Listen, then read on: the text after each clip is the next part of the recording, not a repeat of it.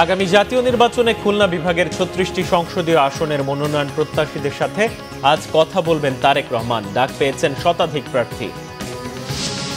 শান্তি আলোচনার মধ্যেই আফগান সীমান্তের কাছে পাকিস্তানি সেনাবাহিনী ও টিটিপির মধ্যে তীব্র সংঘর্ষ, ৫ সৈন্য সহ অন্তত ৩০ জন নিহত। ওয়েস্ট ইন্ডিজের বিপক্ষে টি-20 সিরিজ শুরু হচ্ছে আজ। ক্যাপ্টেন সেটে ফিরছেন লিটন, সিরিজ জয়ের আশা বাংলাদেশে।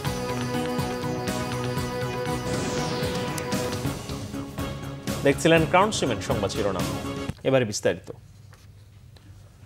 আগামী জাতীয় সংসদ নির্বাচনে খুলনা বিভাগের ১০ জেলার ৩৬টি সংসদীয় আসনের সম্ভাব্য প্রার্থীদের সাথে আজ কথা বলবেন বিএনপির ভারপ্রাপ্ত চেয়ারম্যান তারেক রহমান। তিনি গুলশান বিএনপির চেয়ারপারসনের রাজনৈতিক কার্যালয়ে বিকেল ৫টায় লন্ডন থেকে ভার্চুয়ালি যোগ দিয়ে দলীয় মনোনয়ন চূড়ান্ত করতে মাঠে থাকা প্রতিদ্বন্দ্বীদের সাথে কথা বলবেন। দল যাকে মনোনয়ন দেবে তাকে বিজয়ী করতে ঐক্য ধরে রেখে সবাইকে একসাথে কাজ করার বার্তা দেবেন তারেক রহমান। মনোনয়ন প্রত্যাশীরা এমন তথ্য দিয়ে জানান, ফেব্রুয়ারির নির্বাচনে খুলনা বিভাগের অধিকাংশ আসনে ধানের শীষ প্রতীক জয়লাভ করবে। খুলনা বিভাগের শতাধিক মনোনয়ন প্রত্যাশী ডাক পেয়েছেন ধানমন্ডি কার্যালয়ের ভার্চুয়াল বৈঠকে।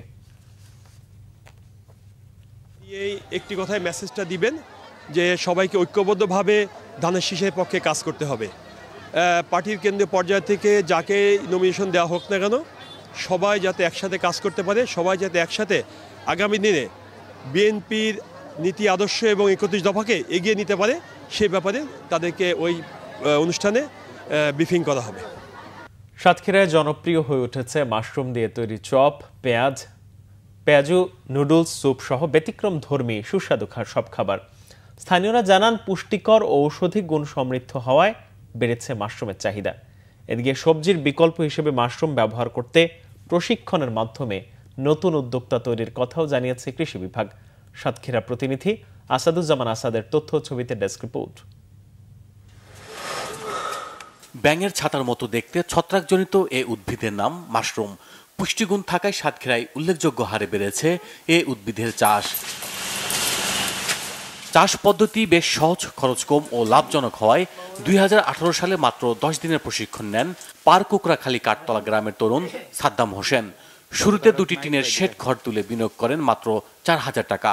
প্রতিবেশীদের তাচ্ছিল্যের শিকার হলেও ৬ বছরে হয়ে ওঠেন সফল উদ্যোক্তা।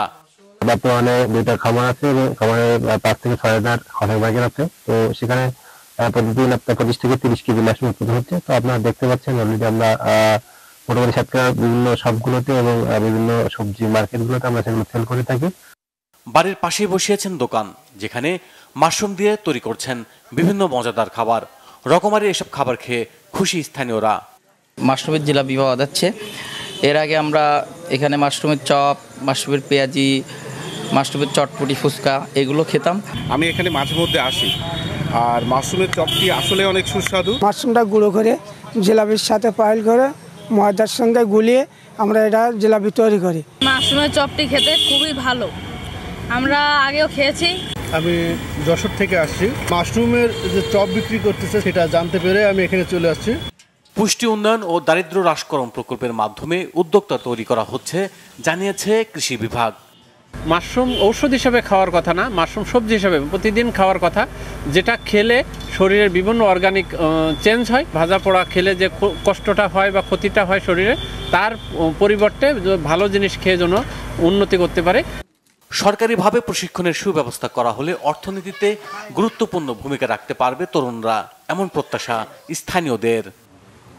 Bangla vision news desk. এবার আন্তর্জাতিক প্রসঙ্গ।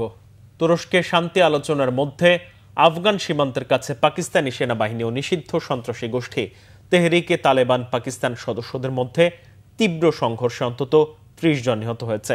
নিহতদের মধ্যে ৫ জন পাকিস্তানি সেনা আর ২৫ জন টিটিপি সদস্য। পাক সেনাবাহিনীর দাবি, জঙ্গিদের ২টি বৃহৎ দল আফগানিস্তান থেকে খাইবার পাখতুনখোয়া প্রদেশের ২টি ভিন্ন স্থান দিয়ে পাকিস্তানে অনুপ্রবেশের চেষ্টা করে। ওই সময় পাক বাহিনীর হামলায় উত্তর ওয়াজিরিস্তানে ৪ আত্মঘাতী বোমা হামলাকারী সহ ১৫ জন নিহত হয়। এছাড়া কুরাম জেলার ঘাকি এলাকায় আরও ১০ জন অনুপ্রবেশকারী নিহত হয়। নিহতদের কাছ থেকে প্রচুর পরিমাণে অস্ত্র, গোলা বারুদ ও বিস্ফোরক উদ্ধার করা হয়েছে। আফগানিস্তানের তালেবান সরকার হামলার ব্যাপারে তাৎক্ষণিক কোনো মন্তব্য করেনি। তবে তালেবান সরকার সশস্ত্র যোদ্ধাদের আশ্রয় দেওয়ার অভিযোগ অস্বীকার করে আসছে। সম্প্রতি প্রতিবেশী দেশ দুটির মধ্যে রক্তক্ষয়ী সংঘাতের পর স্থায়ী যুদ্ধবিরতির জন্য তুরস্কে দ্বিতীয় দফার আলোচনার আয়োজন করা হয়। এর মধ্যেই আফগানিস্তান থেকে এই অনুপ্রবেশের ঘটনা ঘটল। এবার খেলার খবর, ক্রিকেট। আজ শুরু বাংলাদেশ ওয়েস্ট ইন্ডিজ টি-20 সিরিজ। মাঝে দুটি ওয়ানডে সিরিজ শেষে 20 ওভারের ক্রিকেটে ফিরেছে বাংলাদেশ। এই ফরম্যাটে টানা 4টি সিরিজ জিতেছে টাইগাররা। জয়ের ধারা ধরে রাখাই বড় চ্যালেঞ্জ লিটন দাসদের জন্য।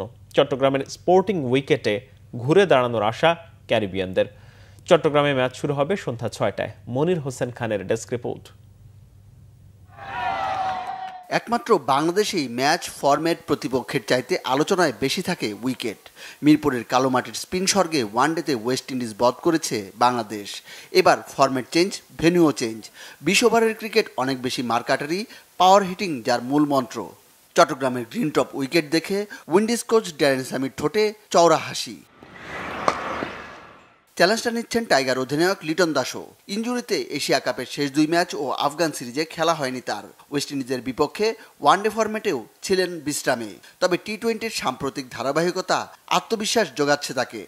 আমরা কন্টিনিউ বেসিসে ভালো ক্রিকেট খেলতেছি, but at the same time আপনাকে যেহেতু অনেকদিন পরে আবার টি-20-তে ব্যাক করলাম, পরপর 2টা ওয়ানডে সিরিজ গেছে, সো আমাদের প্লেয়ারদের যত তাড়াতাড়ি অ্যাডাপ্ট করে নিতে পারবে এই ফরম্যাটটা আবার আমাদের জন্য খুব ভালো হবে। বিকজ অলওয়েজ আমরা জানি যে চিটাগাং একটা ভালো গ্রাউন্ড ক্রিকেট খেলার জন্য, সো বোথ টিমই এখানে ইম্প্যাক্ট রাখবে। প্লেয়ারদের ক্ষেত্রে যেটা হয়, ফরম্যাট টু ফরম্যাট অনেক কিছু ভ্যারি করে। তারা ওয়ানডে সিরিজ হেরেছে, বাট তাদের কিন্তু এই ফরম্যাটে খেলে তারা অভ্যস্ত। টি-20 ফরম্যাটে আমি এটা অলওয়েজ বলি যে তাদের ক্যাপাবিলিটি অনেক বেশি, বিশেষ করে শর্টার ফরম্যাটে। সামনে টি-20 বিশ্বকাপ, এই ফরম্যাটে বাংলাদেশের পারফরমেন্স কখনোই সন্তোষজনক নয়, সে কথা আবারও মনে করিয়ে দিলেন লিটন দাস। অভিজ্ঞদের উপর ভরসা রাখার অনুরোধ। জিনিস হচ্ছে, একটা প্লেয়ার যখন ফেলিয়ার হয় তাকে ব্যাক করাটা খুব ইম্পর্টেন্ট। আপনি যদি একটা প্লেয়ারের ব্যাক না করেন, 2-3 ইনিংস খারাপ করার পরে যদি তাকে ছেড়ে ফেলে দেন, সেক্ষেত্রে তার প্লেয়ারের মেন্টালিটিও ডাউন হয়ে যায়। And at the same time আপনি ওখান থেকে গ্যাপ পূরণ করতে পারছেন না। হয়তো কাউরে নতুন আনবেন, বাট ওভারঅল আপনার কোনো গ্যাপ পূরণ হচ্ছে না। সো যে প্লেয়ারগুলো এক্সপিরিয়েন্স অনেকদিন ধরে খেলতেছে, ফেলিয়ার হলেও তাদেরকে সুযোগ দেওয়াটা উচিত, বিকজ আমাদের হাতে খুব একটা বেশি সময়ও নেই। টি-20-তে 2 দলের লড়াইটাও জমজমাট। 19 ম্যাচের মধ্যে ওয়েস্ট ইন্ডিজের জয় 9 ম্যাচে, বাংলাদেশের 8টিতে। এই ম্যাচটায় ক্যারিবিয়ানদের সুযোগ ব্যবধান বাড়ানোর, বাংলাদেশের চ্যালেঞ্জ কমিয়ে আনার। Monir Hossain Khan, Bangla vision sports desk. এই ছিল এখনকার মতো। পরের সংবাদ সকাল 11টায়। এছাড়া বাংলা ভিশন সংবাদ ও সংবাদ সংশ্লিষ্ট অনুষ্ঠান দেখতে ভিজিট করুন www.bbnews24.com ও facebook.com/banglavisionnews এবং সাবস্ক্রাইব করুন youtube.com/banglavisionnews। ধন্যবাদ।